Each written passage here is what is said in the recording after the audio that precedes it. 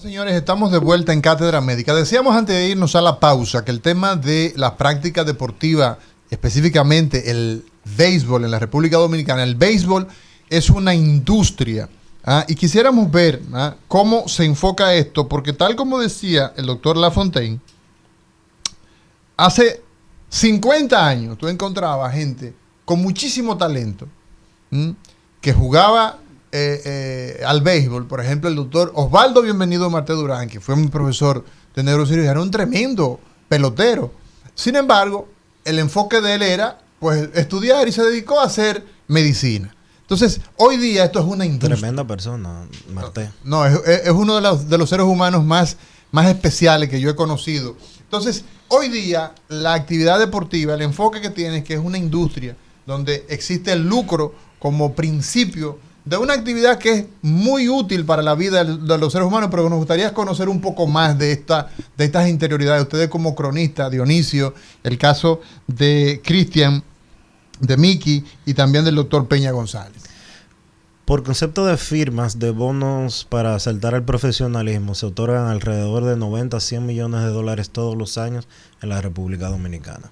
¿De 90 a 100 millones de dólares anuales en la República Dominicana? Pero eso se lo lleva un puñito. Eso se lo llevan los 350 jugadores que firman. Los entrenadores reciben entre un 40 y un 50% de porcentaje de ese bono, entre un 40 y un 50%. O sea, se llevan casi la mitad o la mitad. O la mitad. La mitad. Entre un 40 y un 50%.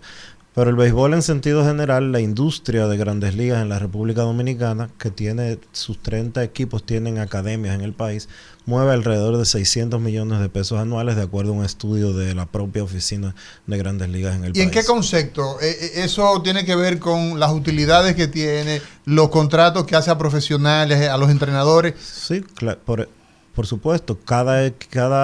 Una cosa son los entrenadores que desarrollan a los peloteros antes de firmar. Esos son independientes. Esos son los que están engordando los pollos. Esos no son empleados de Grandes Ligas. Exacto. Pero Grandes Ligas tiene entrenadores para trabajar con esos muchachos después de que son contratados. ¿Cuántos entrenadores hay, Miki, en la República Dominicana de béisbol? En términos... porque está la informalidad, pero ¿cuánto se estimaría más o menos? Vila lo dijo, que tienen que haber algunos 20,000 en el país. Quizás más. O sea, cada pelotero que no llegó a Grandes Ligas probablemente se convierte. Hace un programa. Hace un programa, ¿no? Sí.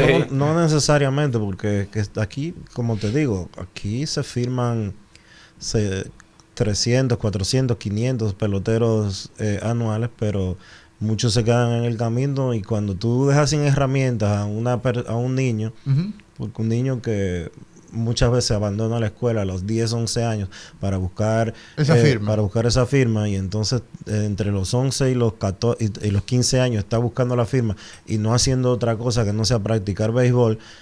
A los 17, 18 abandona la búsqueda de un contrato profesional, entonces tú tienes una persona que no sabe hacer absolutamente nada más allá del entrenamiento que recibió para tratar de firmar, pero ese entrenamiento no te convierte en un entrenador. Exactamente, ni en una persona capacitada para preparar a otra. Pero ahí se abre entonces una pregunta, tanto para Sadán como para Miki y para Cristian Rojas, es ese entrenador entre comillas, o sea, esa persona que estaba en busca de un sueño, estaba buscando la firma, no lo logró y se enganchó a entrenador, termina entonces haciendo un trabajo que pudiera ser cuestionable.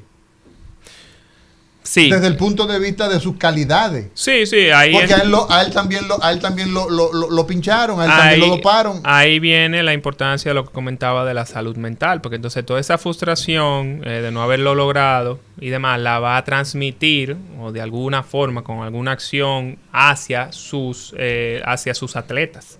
Entonces es importante que los entrenadores tengan dominio propio para saber llevar a los atletas tanto a ganar como para perder. O sea, el problema es que ahora nada más lo están configurando para ganar, pero en la vida o en cualquier área donde tú te vayas, tú nunca vas a ganar. En un momento vas a perder, también en otro vas a ganar. Entonces tú tienes que tener una mentalidad que te permita, ya sea ganes o pierdas, enfocarte en seguir mejorando lo que hay que mejorar y seguir evolucionando poco a poco. Ya el tiempo es una cosa que no depende de ti. O sea, tú pones el esfuerzo diario, pero ya el tiempo en que tú te desarrollas, eso es algo que se va dando poco poco a poco. Entonces ahí entra la psicología deportiva, que es una herramienta muy necesaria en nuestro país, que no se le da la importancia que necesita. Y a los atletas, como bien comentaba el licenciado, tampoco se les enseña a hacer otra cosa que no sea jugar béisbol. Está bien, vamos a jugar béisbol, pero ¿qué tú quieres estudiar? Vamos a estudiar otra cosa. ¿O qué te gusta hacer? Un trabajo técnico, mecánico, lo que tú quieras. Para que si no se da ese sueño de firmar, porque puede pasar, tú tengas otras cosas que hacer y entiendas que tu vida no se acabó ahí, sino que tú puedes seguir desarrollando.te. Una carrera de un atleta dura 10 años, dura 15 años, dura 20 años cuando es extremadamente extensa. Pero un atleta termina su vida a los 30 y pico como profesional entre los 30 y los 40 años. Que le queda una vida por delante. La vida completa por delante. Y la mayoría de ellos que terminan, muchos de esos profesionales del deporte, del béisbol, por ejemplo, terminan arruinados. Sí. Y lograron hacer fortuna. Y terminan arruinados por eso que tú decías, porque no existe una estructura cerebral equilibrada, no existe un entrenamiento psicológico, solamente es entrenado para ganar. Para nosotros que somos médicos, la vida no es solo medicina, porque yo tengo familia, tengo amigos, tengo cosas que hacer en mi vida, aparte de ser médico. Si en algún día yo no puedo ser médico, yo puedo hacer todas esas otras cosas y voy a sentir la plenitud que yo necesito. Así es. Mira, todos ustedes saben lo que es formar un atleta de alta competición, ¿de acuerdo? El tiempo que se lleva, y el tiempo que se lleva después de los 10 años, sí. El tiempo en horas de entrenamiento. Entonces, te hago una pregunta, Sadam. ¿Es posible formar desde los 10 años, fue que establecieron ustedes, 8, sí, 10 años? 10, 11 años. Sí, un atleta de alta competición en béisbol, pero a la vez un ciudadano que pueda ejercer alguna otra actividad? ¿Es posible? Claro que sí, siempre y cuando se haga un abordaje integral. Y es lo que me gusta de mi otra especialidad, que es la medicina integrativa. Que no solo toma esa parte física, que es importante desarrollar, sino también toma la parte psicoemocional. Cómo ese atleta maneja las emociones, cómo maneja el fracaso, cómo maneja el éxito. Todo eso. Y tú irlo educando, tanto el entrenador, los padres, el mismo médico, educándolo en cuáles son las cosas verdaderamente importantes para ti. Sí, es importante que te firmen, pero más importante que te firmen es que tú tengas una vida fuera de esa firma, claro. Como bien indicaba el licenciado. Además, físicamente nadie necesita, ningún atleta necesita más de 2-3 horas diarias. ¿Más de 2 o 3 horas de entrenamiento? Para llegar a conseguir el sueño. Y el trabajo duro, más que en el entrenamiento, es fuera del entrenamiento. Sí. Porque entonces si el atleta no come lo que tiene que comer, ni descansa lo que tiene que descansar, el entrenamiento no va a tener el efecto que debe tener. Vamos a ver, Cristian. Tú tienes el tema de el valor que tiene la educación, y también para Miki como entrenador, el valor de la educación. Porque ustedes son conocedores de realidades en otras latitudes, tanto en Estados Unidos, en Europa, en Japón. Sí. Se entrenan personas en diferentes disciplinas. Y tú tienes que... Son los niños los objetivos. ¿Cuál es el papel que representa esa educación en ese sujeto para que sea exitoso en su vida dentro del estadio, de béisbol, de fútbol, de lo que sea, y también en la sociedad? Pero la educación escolar, pero también la formación familiar, yo creo que es un conjunto de ambas cosas para que ese ser humano sea un ser humano de bien o socialmente adecuado en otras áreas. Porque, por ejemplo, y quizás por eso es que la gente tilda al pelotero dominicano de bruto, por ejemplo, y es que ese pelotero viene de un hogar disfuncional en su mayoría, de bajos recursos, de que quizás no había papá, mamá que concientizara, porque papá y mamá también vienen de ese círculo de pobreza y de falta de educación. Entonces, eso es lo que, por eso es que la mayoría de peloteros vienen de hogares de bajos recursos y disfuncionales, porque esa es la única opción que tienen. Sí. Que vean.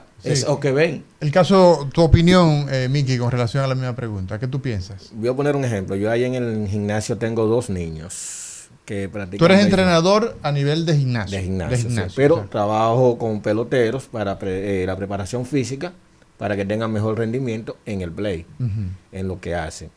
Y son de clase media acomodada y le han propuesto varias veces, son diferentes, de madres diferentes y padres. Le han propuesto en varias ocasiones para llevarlo a la pensión porque le ven condiciones a los niños, pero ya llevarlo a la pensión implica que tienen que sacarlo del colegio para que estudien nada más los domingos. Por ejemplo, La pensión. Sí. Sí. ¿Qué es la pensión? Donde una persona como él, que es entrenador, Ujú. lleva al niño, le suministra, por eso que Es una vivienda. Por eso que se llevan el 40%, a veces el 50% del bono, cuando porque 50.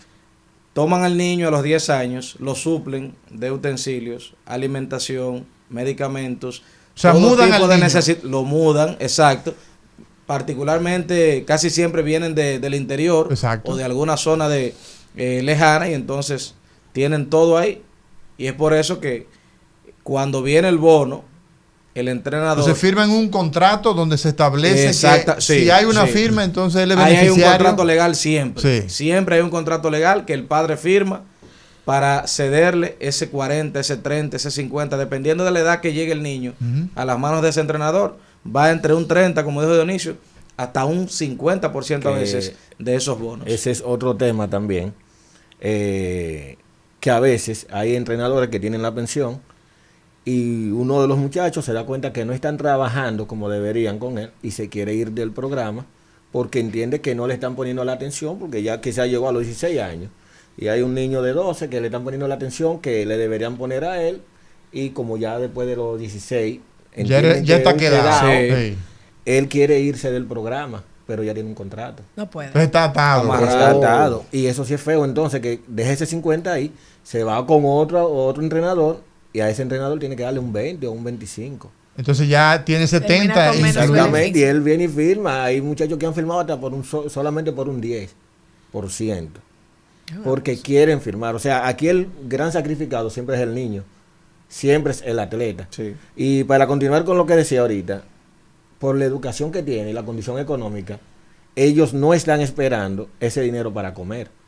Contrario a un niño de menos recursos, ahí sí verían como una vía de escape que los mismos padres lo sacan. De hecho, a mí me han llamado padre, mira, el entrenador de fulano me dijo que le pusiera tal cosa. Y yo, no, o sea, tú llévate a ese muchacho al médico para tú saber si tiene algo.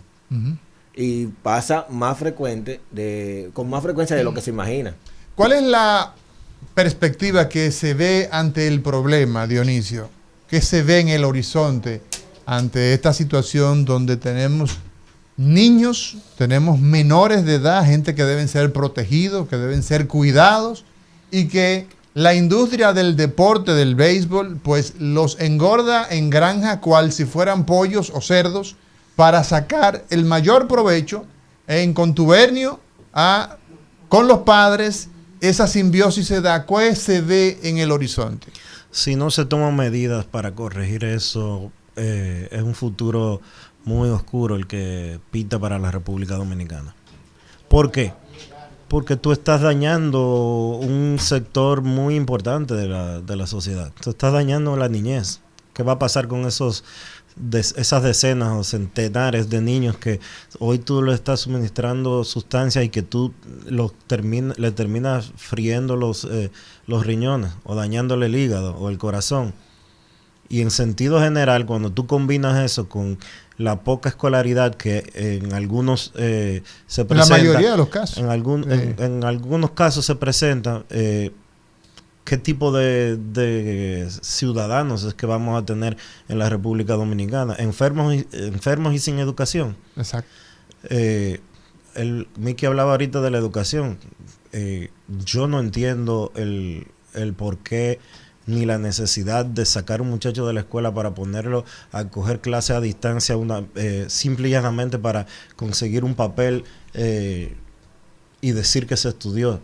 No es verdad que un niño necesita dedicarle 6, 7 horas diarias ni al béisbol ni a ningún otro deporte. Eso no es verdad. Para desarrollarse y convertirse en atleta, Yo no creo que eso ¿Tú sea estás de acuerdo? Yo no creo que eso sea verdad. Sadán, como médico, el tema del tiempo de entrenamiento que se requiere para sacar un atleta de alto rendimiento. Sí, así es. Estoy totalmente de acuerdo con el licenciado, puesto que necesitan, y es de carácter obligatorio, tener la disciplina que estudiar te da. O sea, el tú tener que ir todos los días al colegio, hacer tus tareas, todos esos compromisos van desarrollando una madurez a nivel mental que es muy necesaria para que cuando ya tú llegues al alto rendimiento tengas la madurez para poderte mantener ahí y evitar que por una actitud inmadura pues tengas que ver tu vida de atleta terminada. Entonces es importante eso.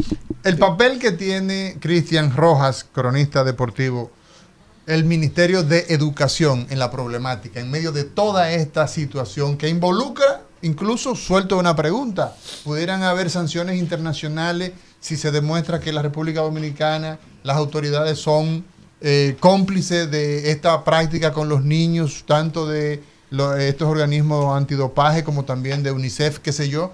Pero el papel que debe jugar el Ministerio de Deportes en esta problemática. Importantísimo. Por eso se habla incluso de, y sería una de las soluciones, aparte de como dijo Dionisio, que las autoridades le dan la espalda a la situación, sabiendo el caso y sabiendo las personas que se involucran en ese caso. Pero el draft internacional, que se oponen principalmente los entrenadores aquí, yo creo que al final va a ser una de las soluciones, pero eso involucra. El draft no resuelve absolutamente nada, porque hoy lo ¿Qué que es el está draft? es un sorteo que fija MLB.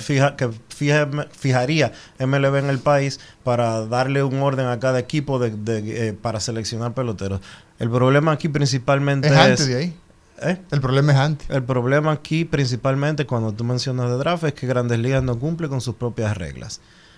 Y las autoridades dominicanas no le ponen ningún tipo de atención ni cuidado a lo que está pasando con los niños en esos procesos. Esa, pero la combinación de inicio. Y ahí tiene que entrar educación en el draft. Pero el draft no resuelve absolutamente nada porque el draft... No, pero el draft como lo plantean ellos. Bueno, pero es que eso no resuelve absolutamente nada. ¿Por qué? Porque si Grandes Ligas hoy estuviera cumpliendo con las reglas que ellos tienen de que un niño de menos de 16 años no se puede ni negociar, ni escautear, ni entrar en una academia, con el simple hecho de ellos cumplir con esas tres reglas. Ellos lo dicen, pero no lo cumplen. Pero entran eso, las autoridades ahí. Pero las autoridades dominicanas pero tienen... Pero es que las autoridades dominicanas no tienen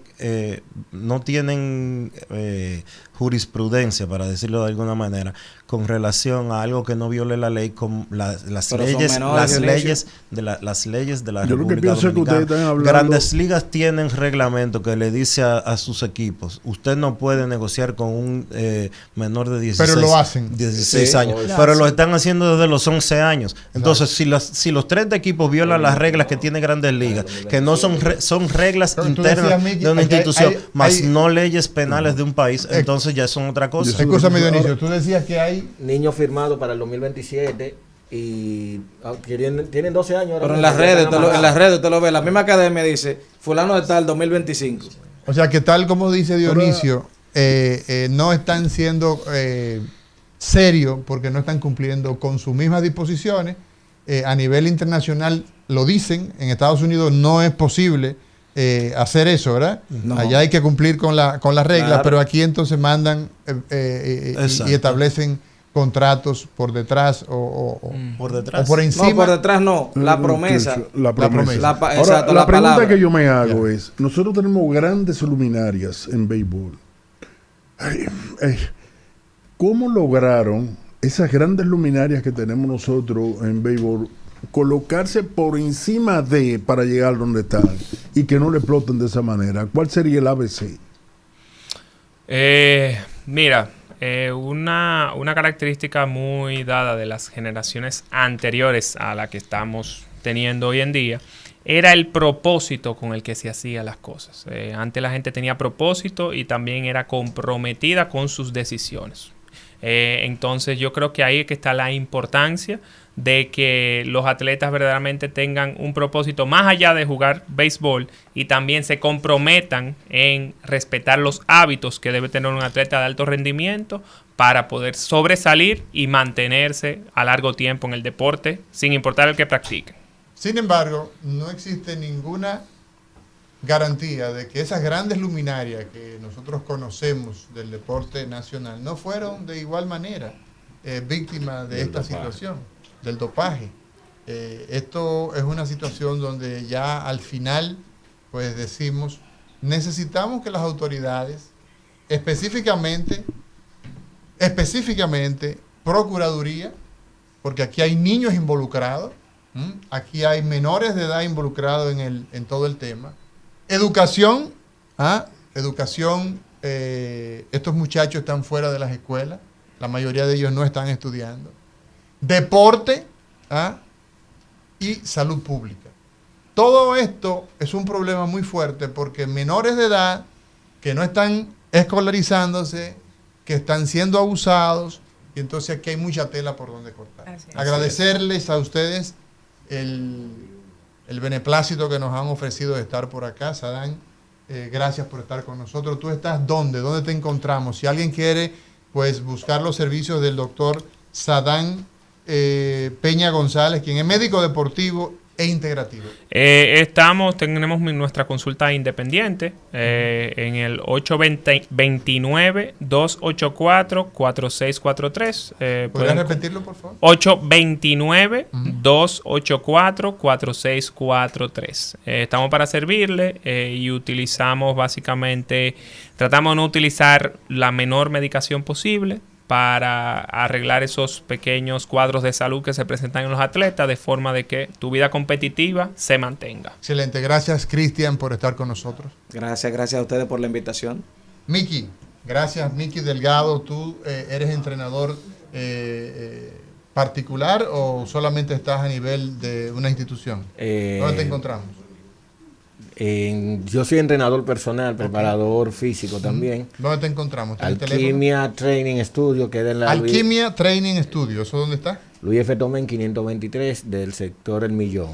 Perfecto. 829-872-4451. Bueno, señores, ustedes han escuchado el parecer de estos profesionales de la crónica deportiva, de la medicina deportiva, abogados y entrenadores del problema del dopaje, el riesgo que representa y la realidad que hay en la República Dominicana de todos estos muchachos que están siendo víctimas de una práctica ilegal, nociva y peligrosa. Mañana estaremos de vuelta en Cátedra Médica. No le cambie, por ahí viene Al Mediodía con Mariotti y compañía.